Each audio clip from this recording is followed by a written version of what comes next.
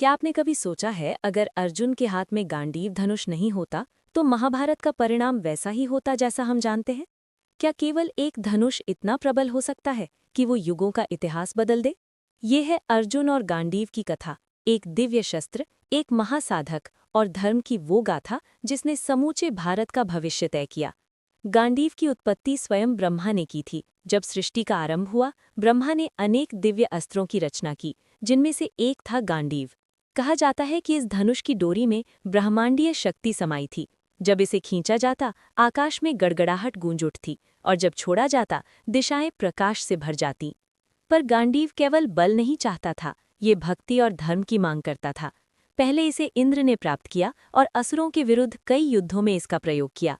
फिर ये वरुण देव के पास सुरक्षित रखा गया, हजारों वर्षों तक समुद्र की गहराई में सोता रहा। समय आया जब अग्निदेव प्रकट हुए। उनका उद्देश्य था खांडव वन का भस्म करना, अधर्म की छाया मिटाने के लिए। उन्होंने वरुण से विनती की कि उन्हें ये दिव्य धनुष दे।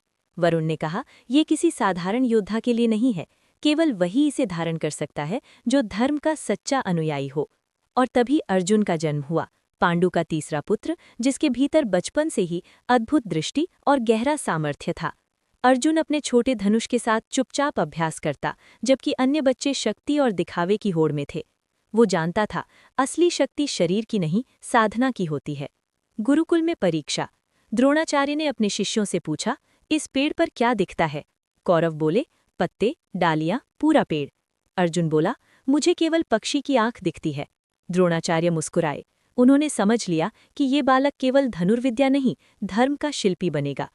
अर्जुन ने अपने भीतर की हर कमजोरी को तपस्या में बदला।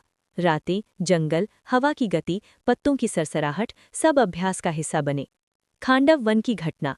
अग्निदेव वन को भस्म करना चाहते थे, पर इंद्र ने उसकी रक्षा का वचन दिया। तब अर्जुन और कृष्ण की शरण ली।